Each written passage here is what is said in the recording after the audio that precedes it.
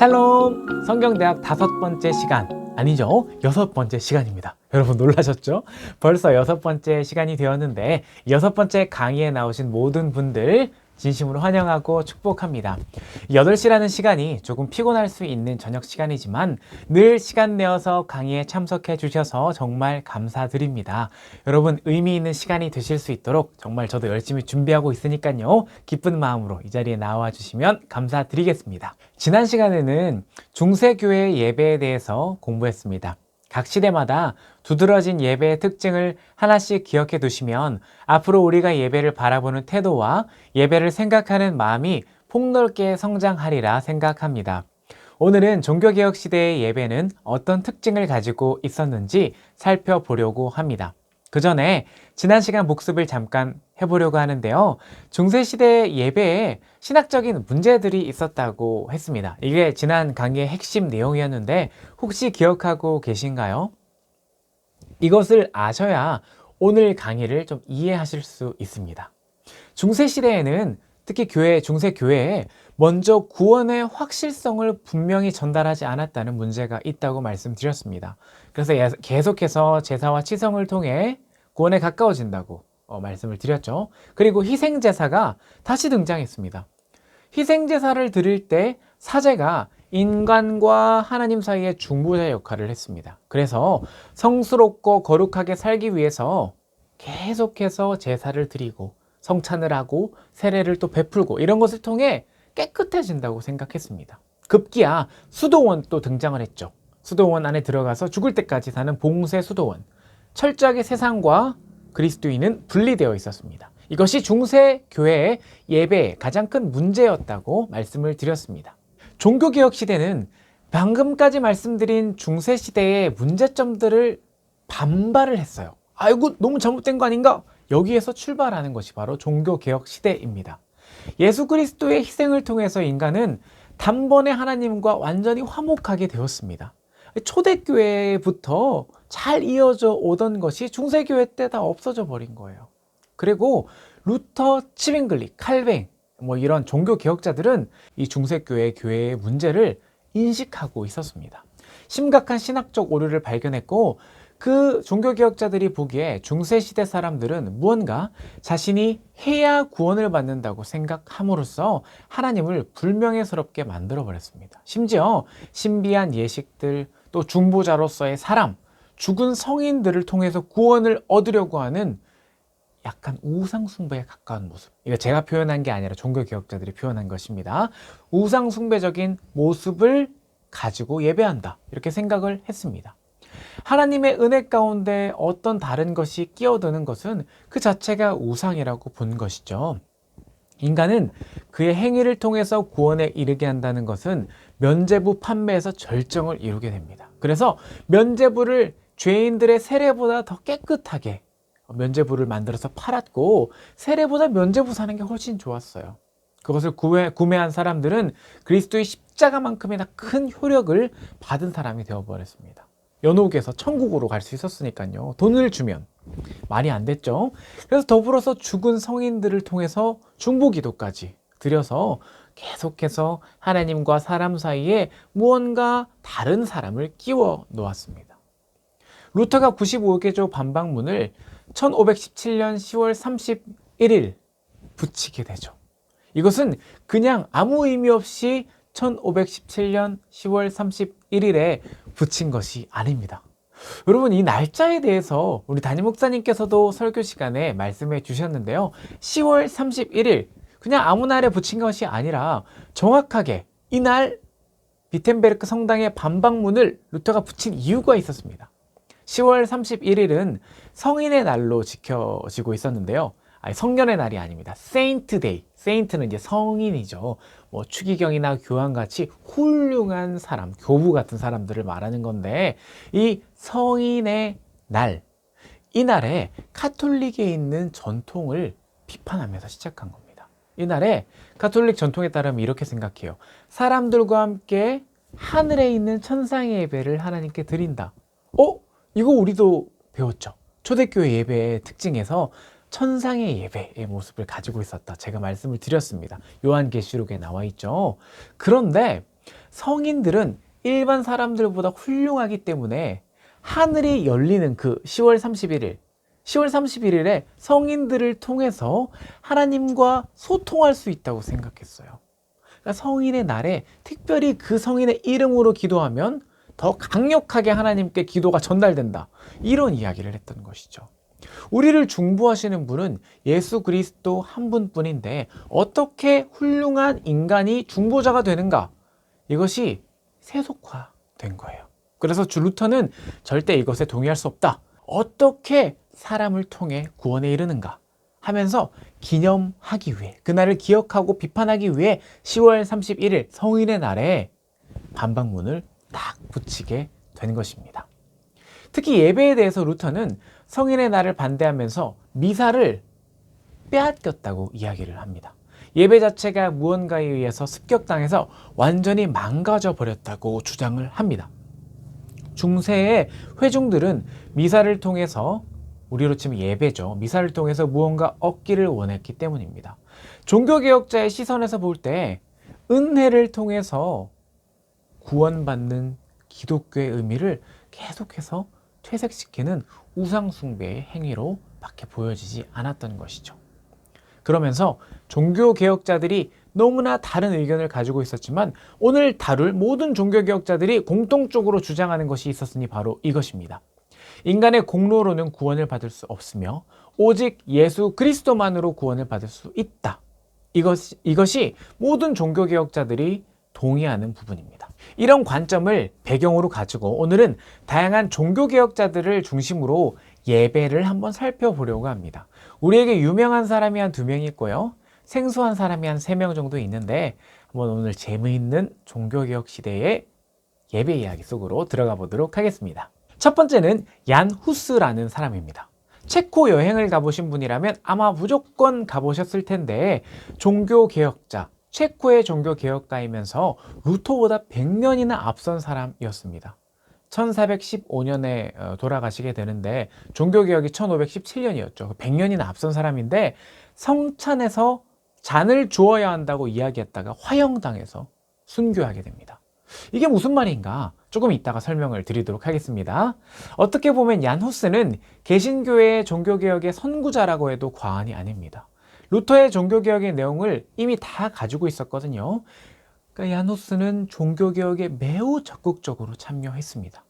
신부이기도 했지만, 당시에는 목사라고 하지 않았으니까요. 신부이기도 했지만 인문주의자였어요. 공부를 잘하는 똑똑한 사람이었는데 예배를 자국어로 드려야 한다고 주장을 했습니다.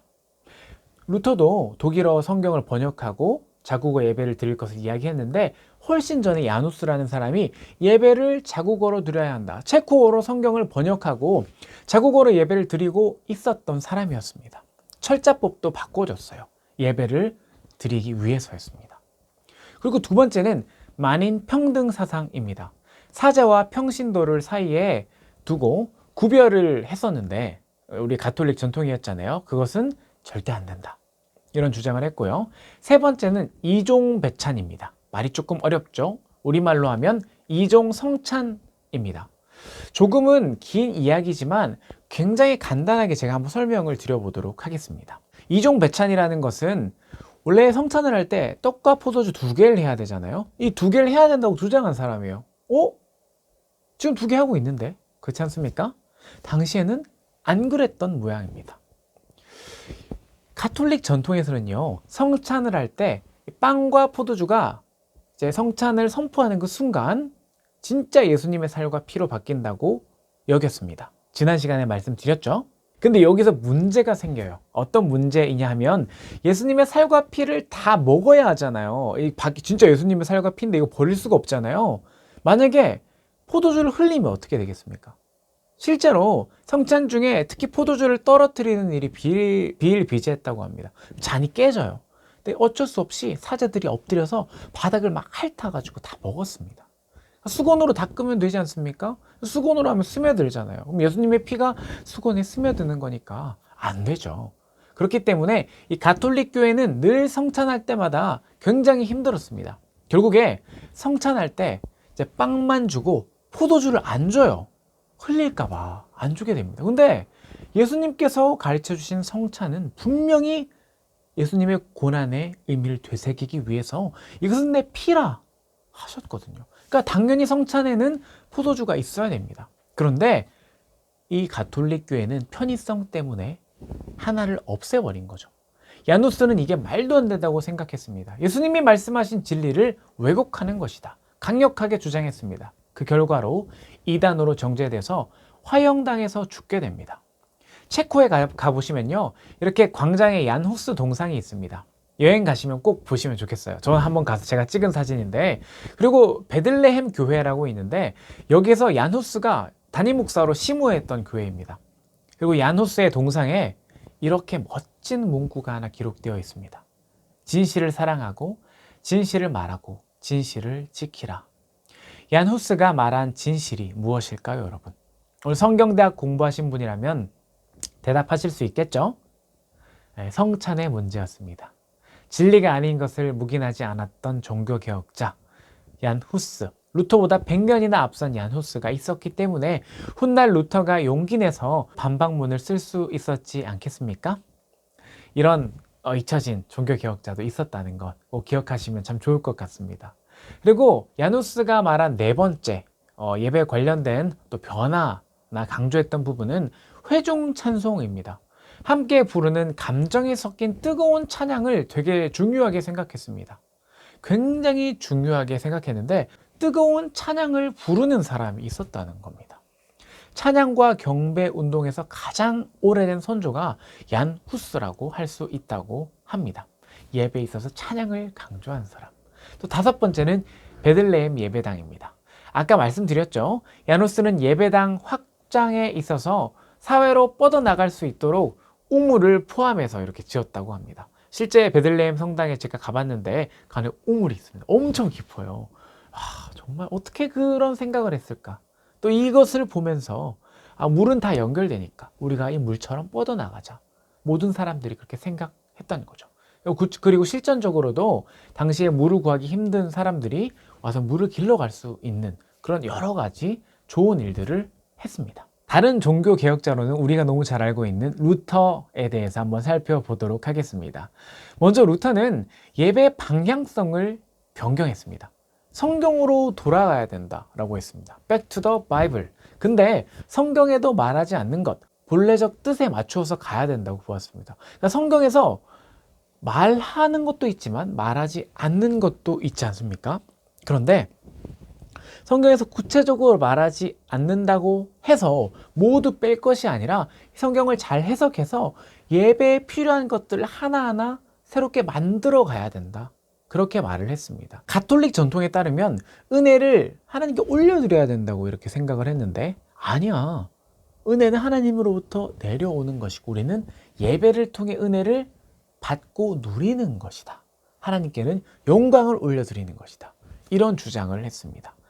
루터는 오직 성경을 외쳤지만 성경에서 전체적으로 말하고자 하는 예배의 방향성이 무엇인지를 끊임없이 고민했습니다. 그래서 예배를 세 가지로 구분을 하게 되는데요.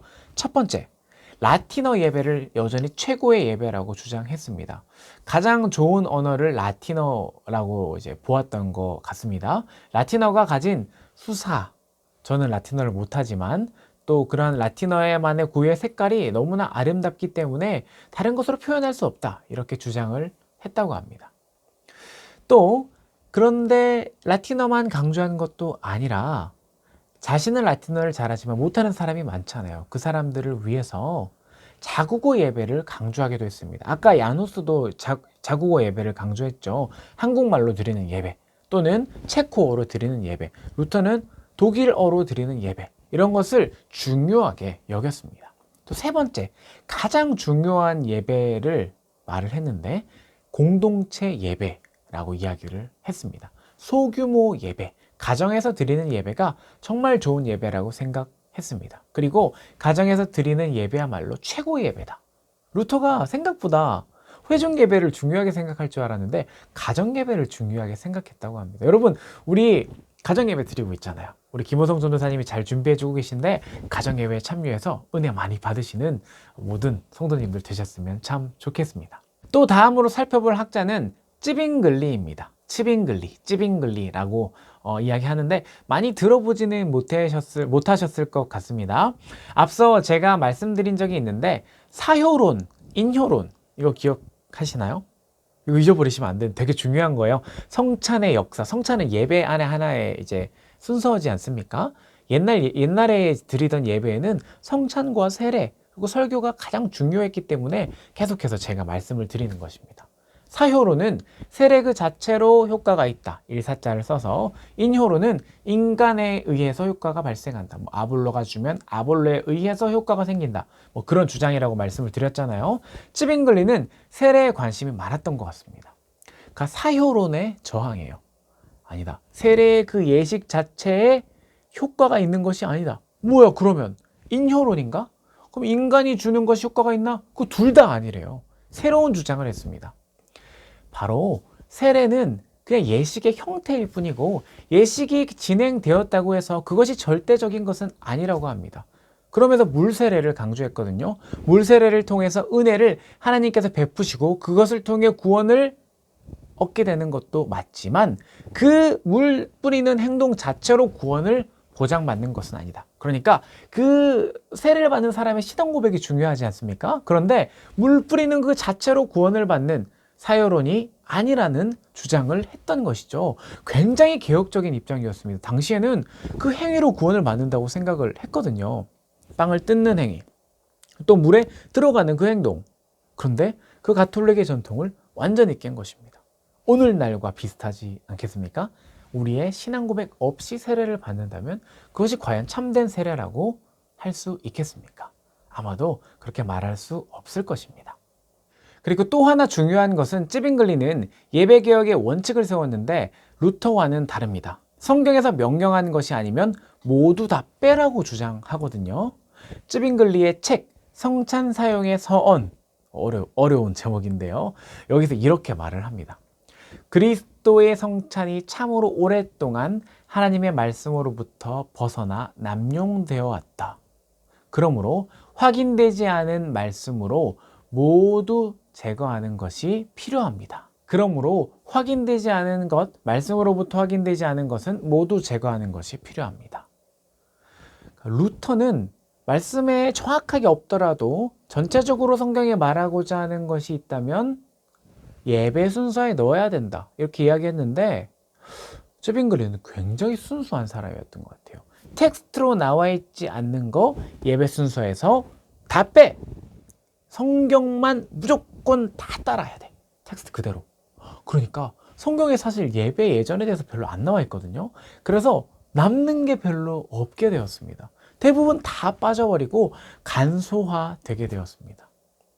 찌빙글리가 실제로 드린 예배의 전체적인 틀을 보면 이렇게 이제 예배를 드려요. 처음에 딱 예배 자리에 나오면 하나님의 주권에 대한 기도를 드려요. 시작 기도죠. 그리고 참회의 기도를 하고 바로 성찬을 베풉니다.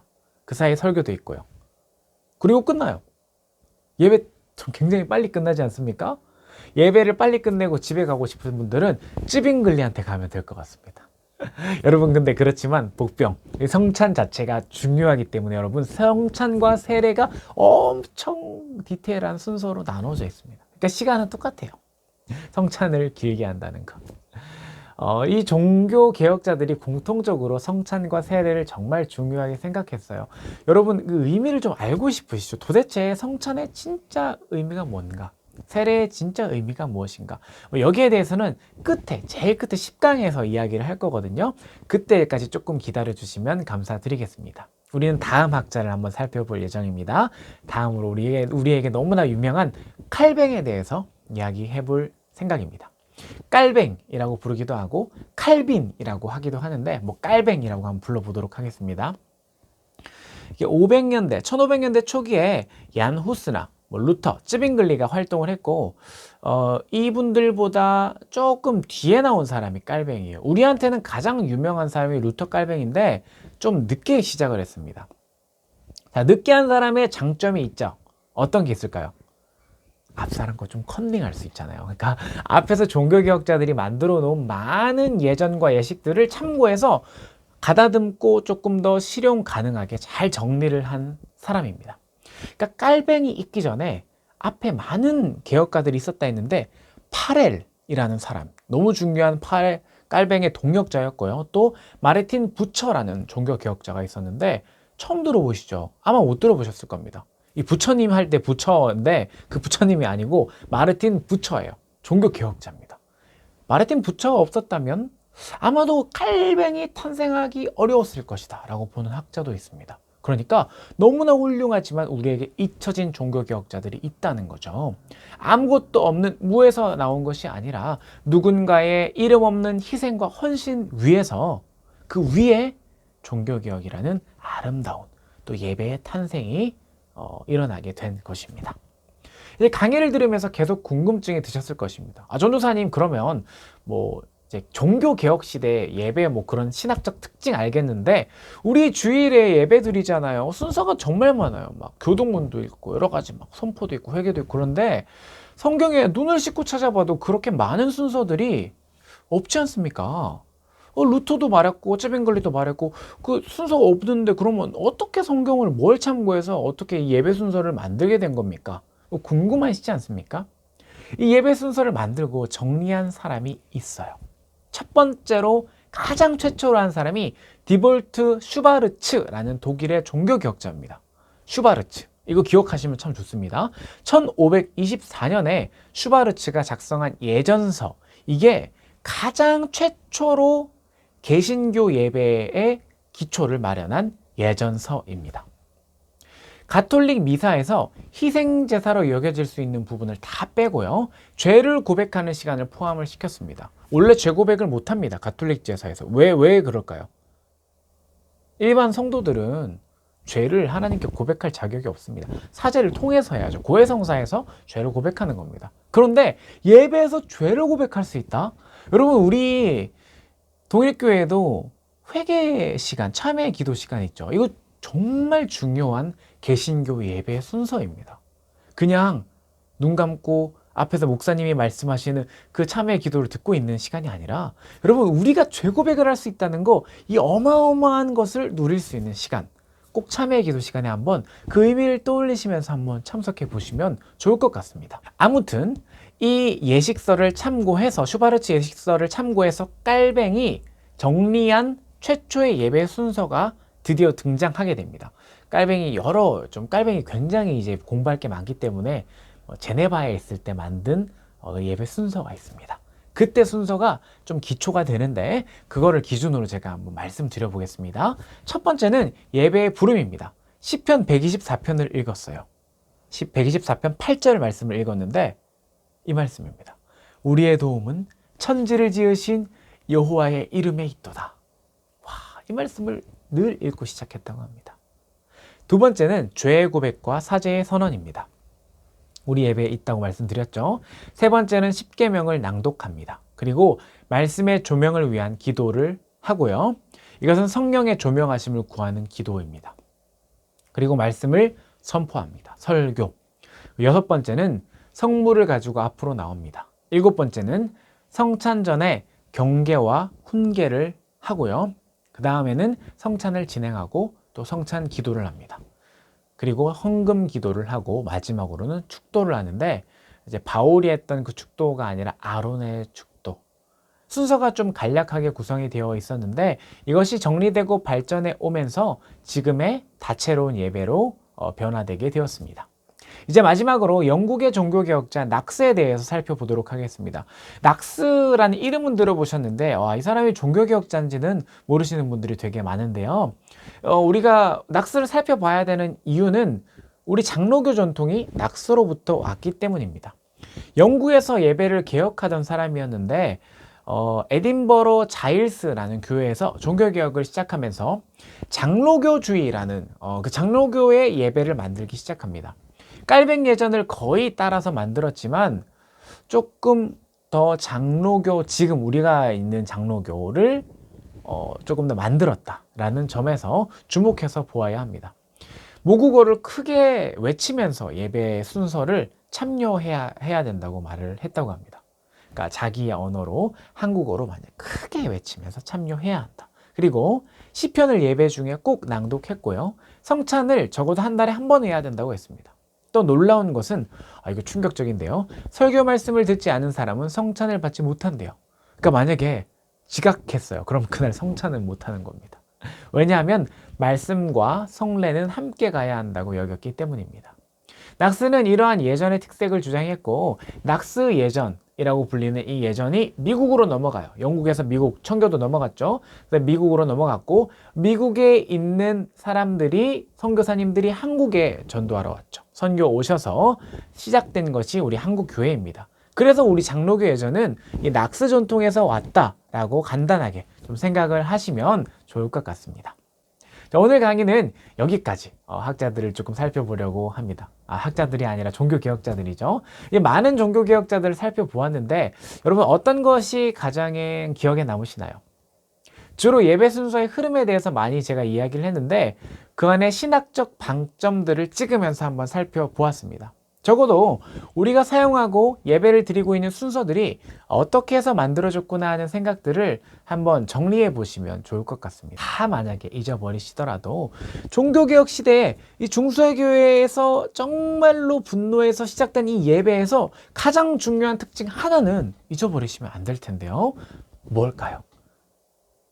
중세시대 때 이건 정말 아니지 않나 하고 반발하면서 종교개혁 시대가 시작됐잖아요. 그때 그것을 예배에 다 반영했다고 말씀드렸습니다. 가장 중요한 거, 더 이상 희생제사가 필요 없다. 더 이상 중재자가 필요 없다입니다. 사제 없이 우리는 하나님과 1대1로 기도할 수 있는 사람들입니다. 만인 제사장이죠. 하나님 앞에 나아갈 수 있다는 관점입니다. 이 관점을 토대로 해서 예배를 개혁하려 했습니다. 종교개혁자들은 철저하게 예배의 순서 하나하나를 검토하고 또 하나님 앞에 성경적인 예배를 회복하려고 애썼습니다. 그분들의 희생이 있었기 때문에 오늘날 우리는 편하게 예배를 드릴 수 있게 되었습니다. 목숨 걸고 성경의 진리를 지키려고 했던 얀 후스 같은 종교개혁자들, 그분들의 신앙을 본받아서 우리들도 예배 자리를 신실하게 지켜내고 예배의 모든 순서 하나하나에 집중하며 하나님 앞에 바로 서는 저와 여러분들이 되었으면 참 좋겠습니다. 오늘 강의는 여기까지 하도록 하겠습니다. 오늘 기도하고 다음 강의를 또 준비하도록 하겠습니다. 기도하겠습니다. 하나님 감사합니다. 오늘 6번째 강의로 하나님께 나아가게 하심에 감사합니다. 종교개혁 시대에 많은 신앙의 선배들이 예배를 지켜내고 진리를 지키기 위해 목숨을 바쳐 헌신함을 돌아봅니다. 하나님, 우리에게 우리 목숨조차도 아깝지 않습니다 하는 간절한 예배의 태도를 회복하기 원합니다. 하나님께 나아가 첫사랑을 회복하고 하나님 앞에 엎드려 진심으로 신령과 진정으로 예배드리기를 원합니다. 하나님, 무엇보다 예수 그리스도께서 우리의 대제사장 되시고 중보자 되어서 더 이상은 인간과 하나님 사이에 중보자의 사람이 필요 없게 하심에 감사합니다. 하나님, 예수 그리스도를 통해 구원받은 우리들 하나님께 예배를 통해 늘 영광 올려드릴 수 있도록 인도하여 주시옵소서. 나아가 이 예배가 형식과 격식의 예배에서 삶의 예배로 성화되게 인도하여 주시옵소서. 이 모든 말씀 살아계신 예수님의 이름으로 간절히 기도합니다. 아멘. 오늘도 함께 해주셔서 정말 감사드립니다. 다음 주 벌써 7강이네요. 7강 시간에 함께 뵙도록 하겠습니다. 다음 주에는 우리 청교도와 장로교의 예배, 드디어 장로교, 특히 장로교가 미국 장로교를 중심으로 살펴볼 텐데요. 청교도와 미국 장로교 예배에 대해서 한번 살펴보도록 하겠습니다. 다음 시간에 뵙도록 하겠습니다.